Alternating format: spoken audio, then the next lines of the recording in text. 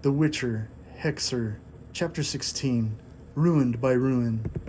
Geralt walked into the place of ruin where still embers of destruction did not kindle from burning. Freshly stripped bones lay on the ground. As he walked through the shallow swamp in this tunnel, a monster's vine-like appendage came flying out of the water, wrapping itself around his neck. Yet Geralt was able to bring his sword down quickly before being strangled. The monster swam away through the tunnel once severed. This monster did not give up, only coming back angered, wrapping its other appendage around Geralt's chest several times like a rope, and squeezed the Witcher while the monster showed itself. The beast rose from the water with a gigantic mouth, looking like a deformed abalone. It groaned as Geralt wrestled with it, flopping in and out of the shallow swamp under the tunnel. Geralt gave several hacks with his sword, grunting with all his might as his sword came down, hardly doing any damage to the beast's body. Finally, he stabbed the thing good enough to run the creature through fatally, and he was able to continue through the swamp tunnel to the desired castle destination. Geralt met a guard with a horse and cart to pull the slain monster to the walls of the castle. They entered with no more trouble, only to be stopped a little further immediately after entering through the doors of the main gate entrance.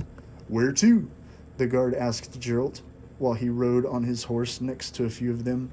"To the headman. I killed it near the town," Geralt responded while trying not to stop. Children came running to see the dead monster, while the guard shouted at the one who dragged it on its raggedy cart. "Leave that carcass!" The children couldn't help themselves and circled the dead monster that Geralt had killed. The Witcher didn't even get off his saddle. He rode to the inn where he knew his old friend Jaskier the Bard would be drinking to his heart's content. Sure enough, he was there, happy to greet Geralt as soon as he came through the doors. There was lots of commotion between the happy people, cheerfully speaking amongst one another loudly, in a smoke-filled barroom with flute players giving their playful vibe as people drank their cares away. The fat man of the town, who was their butcher of meats, took the bard's stringed instruments to play, and Jaskier was seen hugging him once Geralt stepped foot inside the place. Jaskier patted the fat man's chest and sent him away with his instruments so that he could enjoy his day of drinking. When the happy bard noticed Geralt sitting there at the counter, the two smiled, then greeted in a good couple embraces, patting each other on the back with friendly hugs. "It's been so long! I thought you'd perished," Jaskier said with a smile back at Geralt's smile, patting his chest. "It's not so easy." Geralt shook his head once, still with a happy smile. "Look how I've fallen. I, the greatest bard of these parts, sing the Blaviken. No one here understands poetry. All they think of is cabbage and pig's head." Jaskier looked around the room, then walked around waving his arms. Geralt, looking down at the drink in his hands just put there, told him, "Go somewhere else. It's snowing out there. The passes are snowbound, and I must go south to Spidden," the bard said as Geralt put his instrument back in the bard's hands for Jaskier to sing and play. It smelled of autumn then. The scent was blown with the wind. The diamonds at the end of your lashes can not now change a thing. Jaskier the bard got a welcomed ovation from cheerful bargoers. Initially unrecognized, the turbaned man came up to where Geralt was sitting, reflecting, and interrupted his meditation. He sat there and immediately began an attempt to speak with Geralt. "I can't pay you for the monster. I've run out of funds completely." The man was the one who asked Geralt to kill the monster, yet dressed differently in fancier clothes. "People were killed out there," Geralt said as the man looked down, unable to make eye contact. "That's right, and what of it? How was it?" the man snidely remarked, as if scoffing, as if he wanted to ignore the question to continue his drinking. "Easy. The beast was sated and sluggish." Geralt took his drink and drank slowly. The man who promised to pay but had no money smiled in relief. "You're the last of your kind." Geralt looked around the room, and everyone was throwing back their drinks in stupor. One man did so a bit too much and burped a good spew of alcohol onto a torch, and a good flame shot a few feet, tickling a prostitute's behind. The place burst out into laughter, while the bald man next to him took his drink away from him, as the drunkard grimaced and wiped his face of the puke around his mouth. Gerald got a good laugh at this show of the drunks, and it was good for him to get his mind off of the darkness of his reality and of the world. "And you're a good man." Gerald saluted the man and gave him cheers. "It's my duty, that's all," the man humbly replied. "Time to go. Thanks for the meal." Gerald wiped his face, and a young guard came to whisper something into the turbaned man's ear. That man who couldn't pay but gave Gerald a meal became startled by whatever this young guard quietly told him for only him to hear, and he jumped out of his seat, putting his finger up in the air with big bug eyes. "Time for me too. Everyone seems crazy or what? They burn fanes and temples. An armed group is coming here." The man pounded his fist twice on the counter table. "Which temples?" Gerald asked, looking up at the man with grave concern from where he sat. "Those you've come from," the man said nonchalantly. "Which? Tell me, please." Gerald stood up to let the man know he was not joking. "Go to Magus Stregobor. He's sent the news." The turbaned man looked back with concern, and Gerald immediately left his place. Gerald found some steps up to the place and found himself there quickly, wasting no time. The Witcher found a door, knocked, and heard a voice on the other side muffled.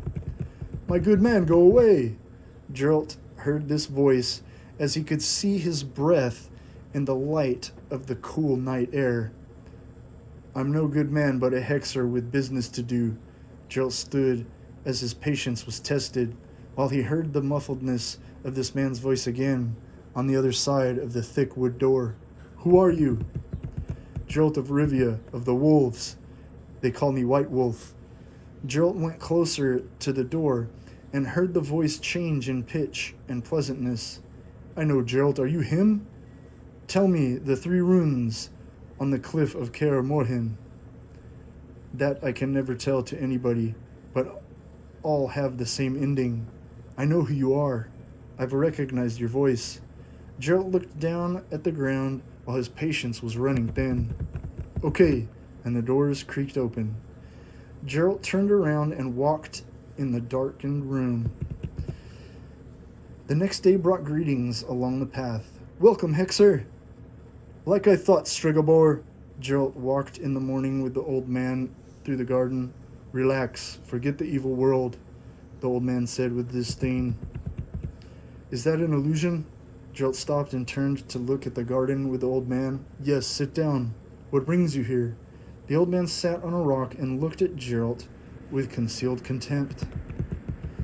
"I've come from the temples of Melitel. It was threatened by evil, but I didn't sense it. I don't know what happened after I left. Can you still bring back images?" Gerald inquired of the particular magic that extracted visions of memory. "That all depends on you." And the old man brought Gerald into his chambers. The walls were decorated in tile of ancient insignias from old tribes of man and different extinct pre-human races.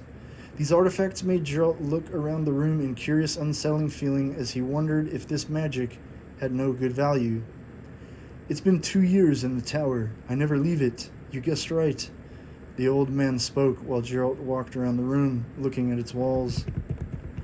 Gerald asked the old man bluntly, "And your abilities, magic?" "Don't work anymore. She's impervious to them," the old man mysteriously answered. "Who?" Gerald looked puzzled at his answer.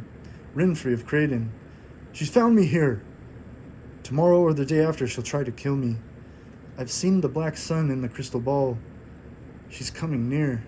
The old man spoke with a bald man who looked down on the unsuspecting place, who said, "She's in town."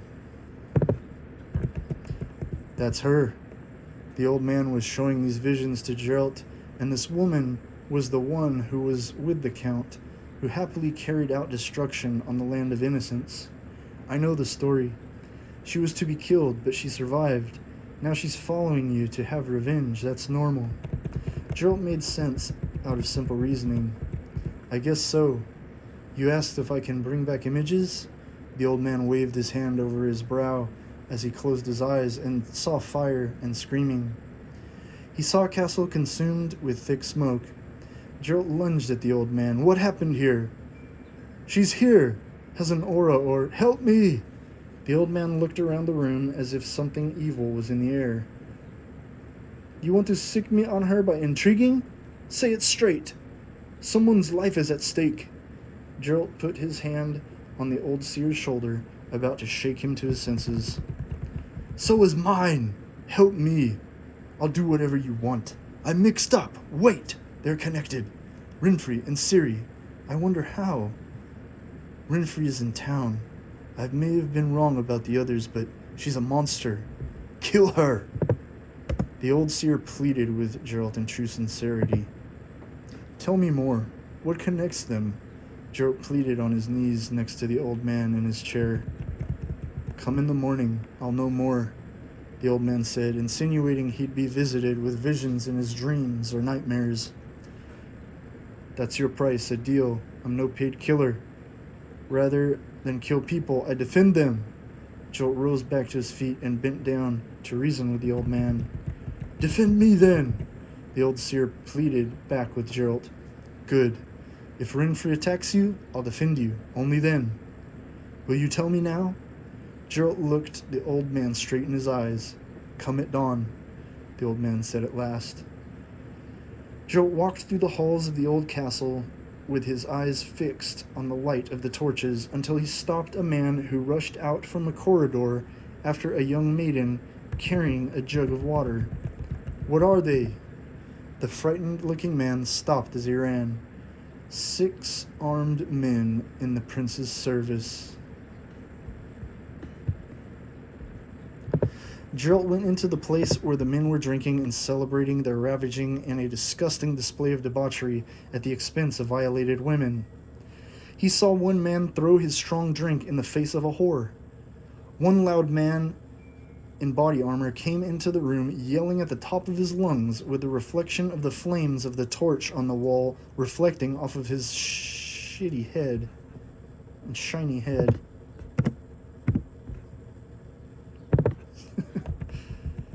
No more booze, stinkers!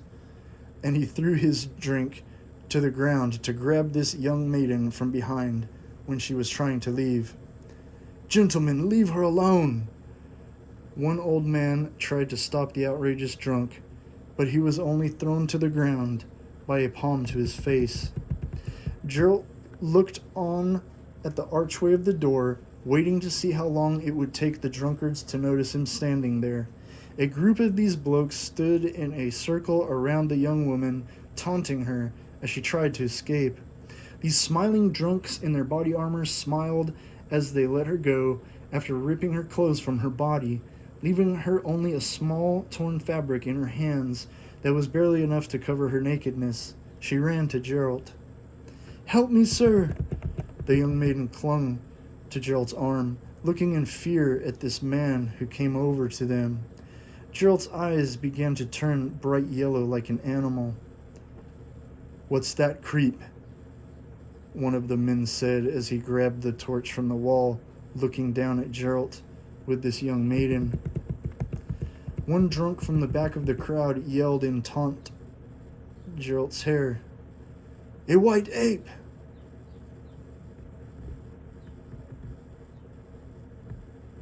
Another man from front who held a bullwhip yelled in Geralt's face. Let her go, and get out!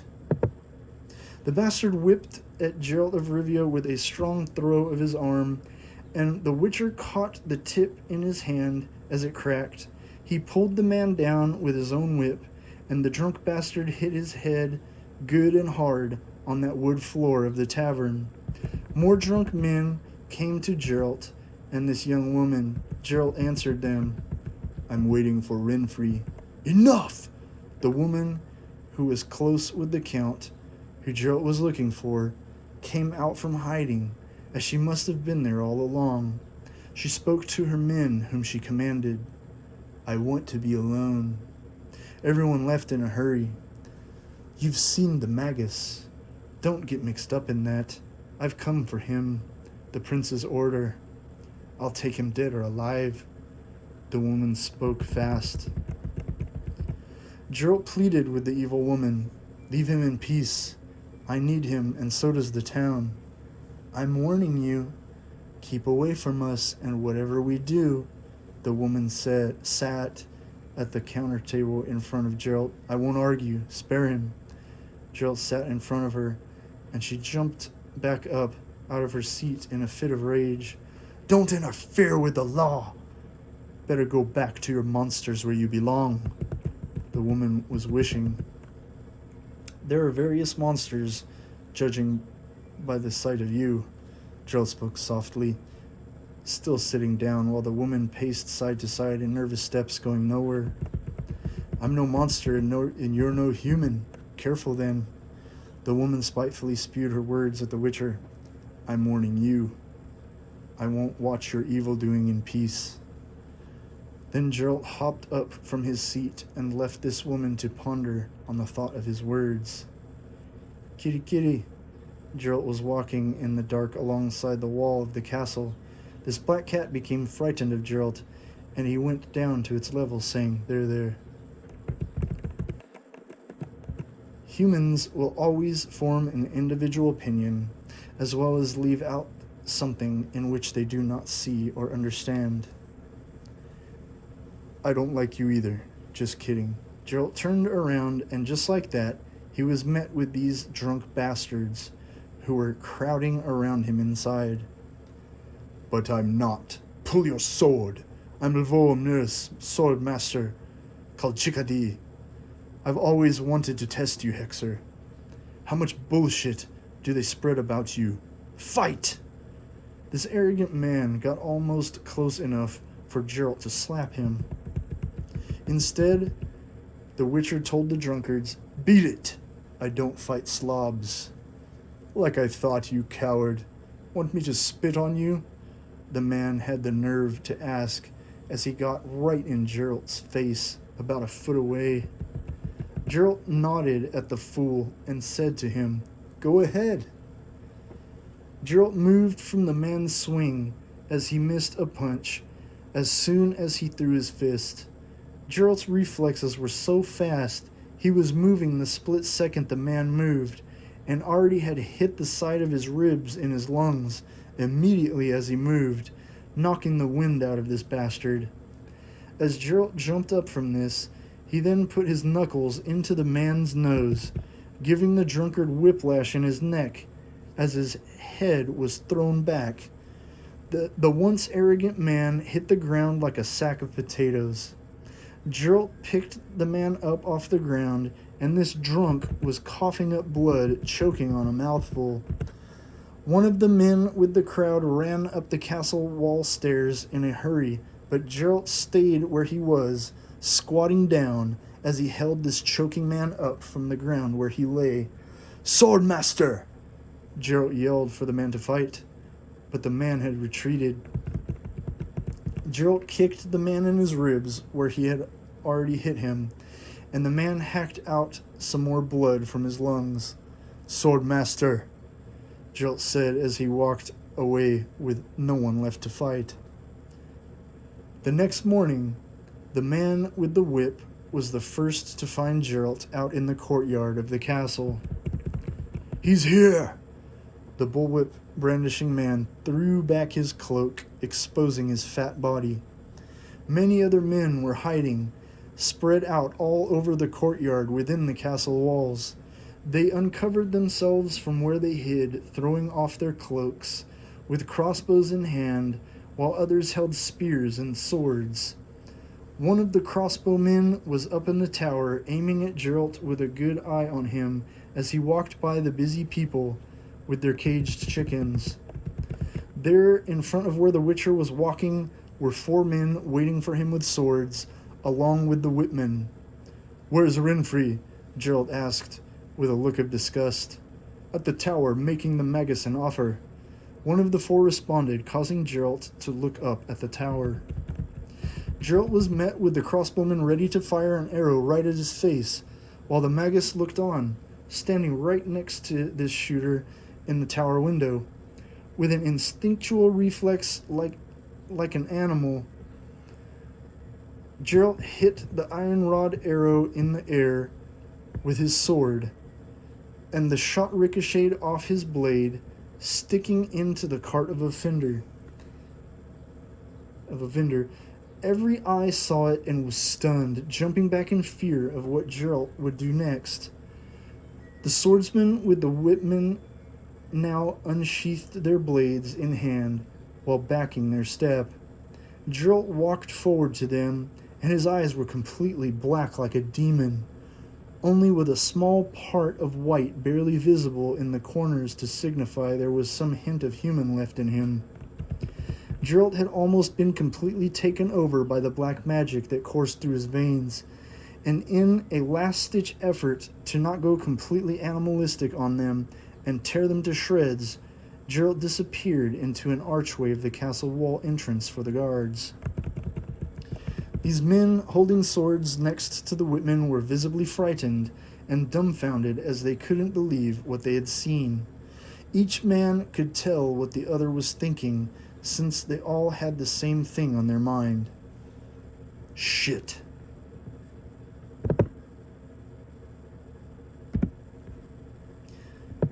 One of the swordsmen said as he saw the crossbowman from the tower come down onto the courtyard with the magus behind him.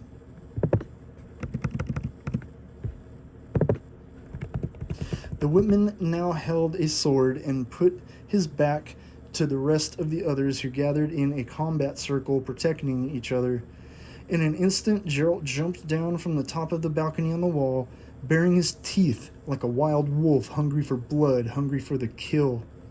He needed a fresh kill now, and nothing could take back that urge until the Witcher's thirst was fulfilled. The bowman fired a large arrow, missing Geralt by a few feet, since he was moving so fast, when any man besides him would have been struck dead.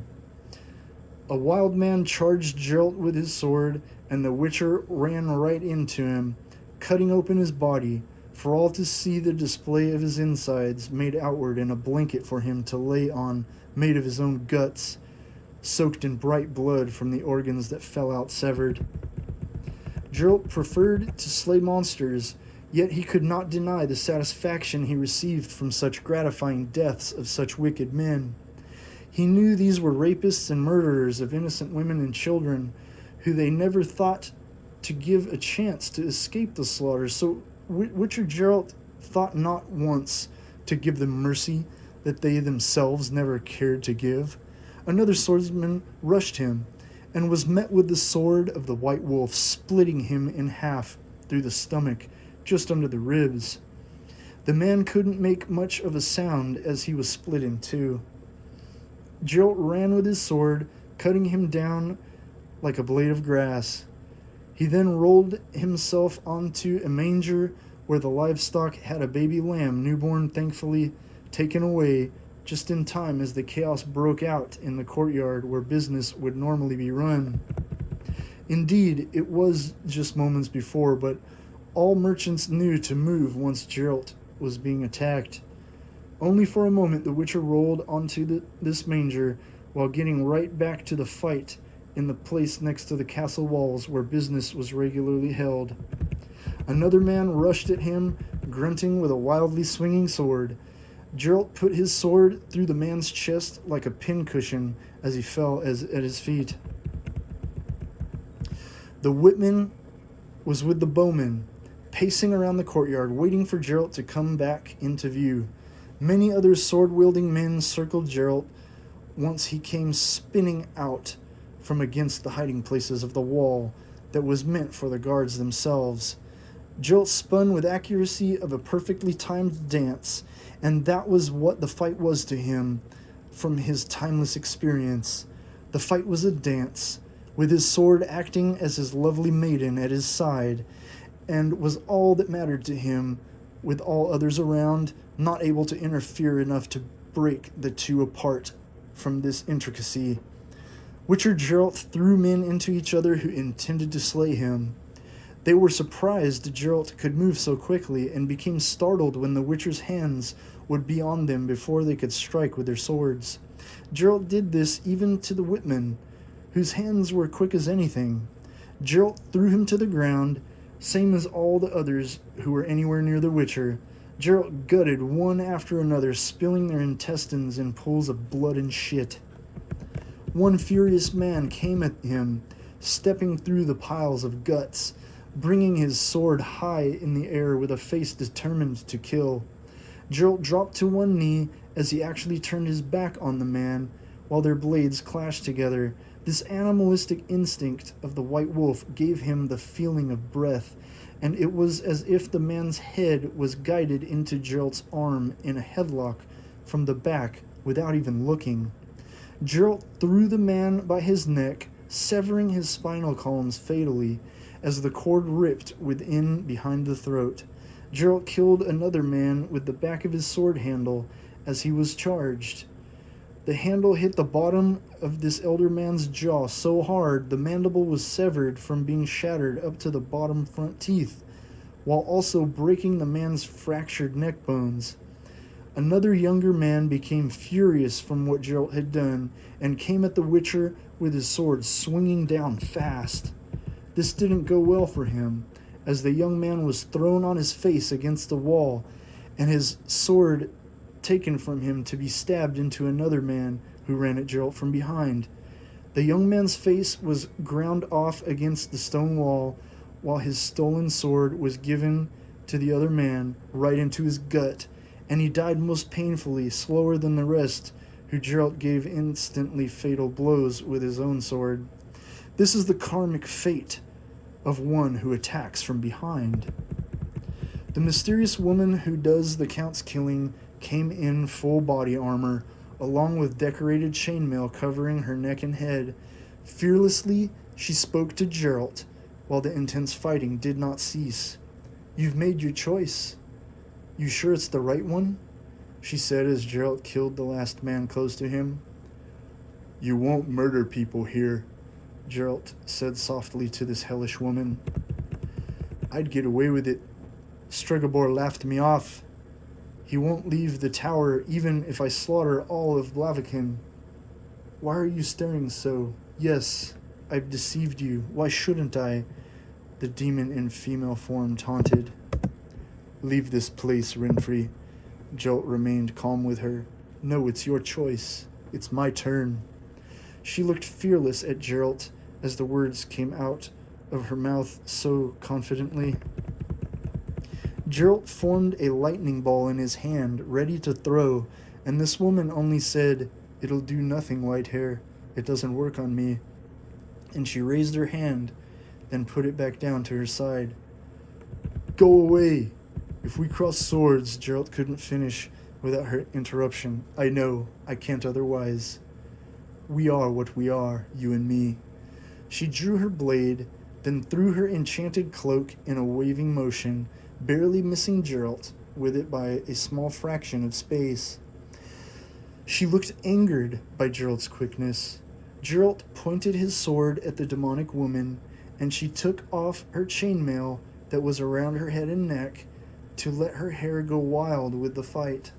This woman did go wild, with 2 spinning swings immediately as her first 2 strikes with her sword, hardly missing as she kept charging after this with downward swings.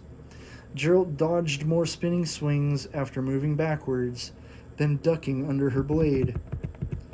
Their swords first touched after all this when Geralt put up his blade as he got close with a straightforward swing. Again, Geralt's reflexes proved to be superb as this wild woman swung downward against the Witcher's upward strike to counteract.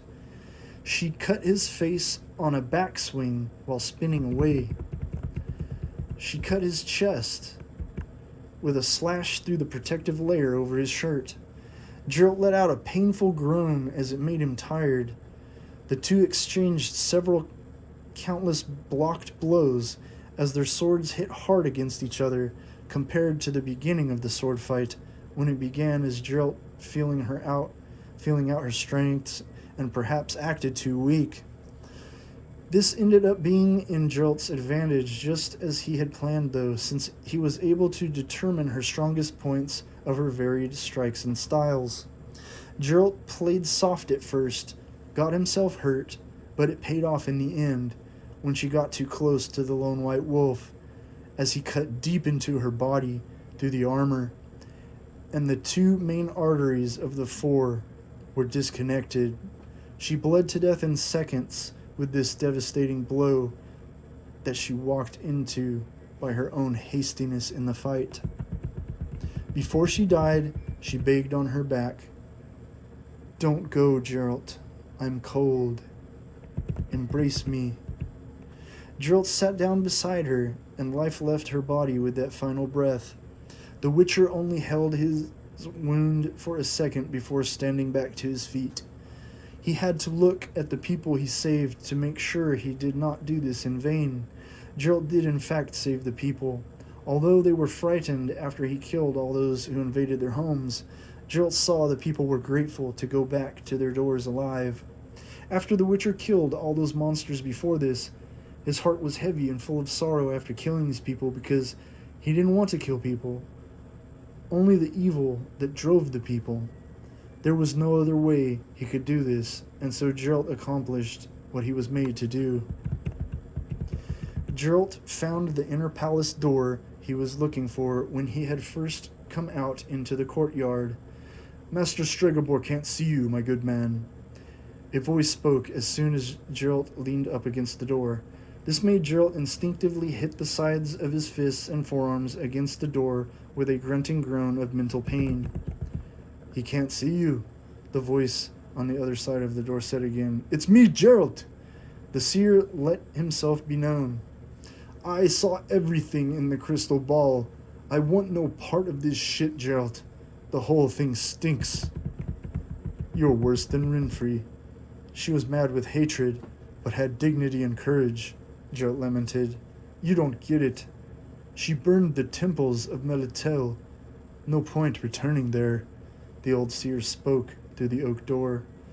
Geralt went again to it, pressing himself to that hard wood. "What about Nenneke? Ciri? You promised!"